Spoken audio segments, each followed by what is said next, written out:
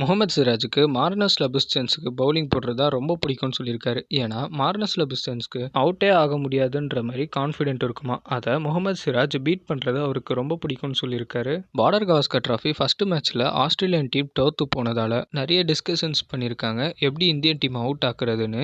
இதில் Pat Cummins கான்ஃபிடென்ட்டாக சொல்லியிருக்காரு. என்னன்னா இந்தியன் டீமை செகண்ட் டெஸ்ட் மேட்ச்சில் கண்டிப்பாக அவுட் பண்ணுவோன்னு. அதனால செகண்ட் டெஸ்ட் மேட்ச் ரொம்ப பயங்கரமாக இருக்கும்னு எதிர்பார்க்கப்படுது.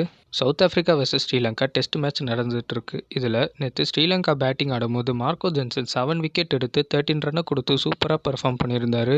இந்தியன் பவுலரான சித்தார்த் கவுல் மெகா ஆக்ஷனில் வந்திருந்தாரு. இவரை எந்த டீமுமே எடுக்கல. இவர் ஏஜும் 34 ஆயிடுச்சு. இப்போ இவர் ரிட்டையர்மெண்ட் அனௌன்ஸ் பண்ணியிருக்காரு. இந்தியன் பிளேயரான உம்ரான் மலிக் மெகா ஆக்ஷனில் கேகேஆர் டீமுக்கு சோல்டு இருந்தார். இப்போ அவர் என்ன சொல்லியிருக்காருன்னா இந்த சீசனில் ஒரு டிஃப்ரெண்ட்டான உம்ரான் மலிக்கை பார்க்க போறீங்கன்னு சொல்லியிருக்காரு. அவ்வளோதான் ஃப்ரெண்ட்ஸ் இந்த வீடியோ பிடிச்சிருந்தா லைக் பண்ணுங்கள்.